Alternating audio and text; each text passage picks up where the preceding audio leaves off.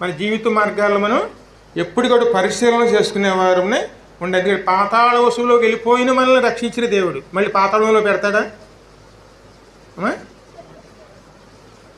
అది ఎప్పుడు అసాధ్యమేనండి. ప్రాణమే పెట్టిన వాడు తిరిగి మనల్ని పాతాళంలో పంపించేస్తాడా?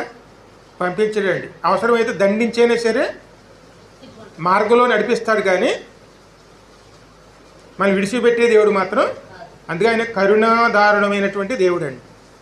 అందుకే ఎప్పుడు కూడా మనల్ని ఆ విధంగానే చూడాలండి. ఎందుకంటే ఆయన మనం నశింపజేస్తాడు అనుకోకూడదండి. దేవుడు నశింపజేసే దేవుడు కాదండి, ఆయన రక్షించే దేవుడు. కానీ మనం హెచ్చరిస్తాడు.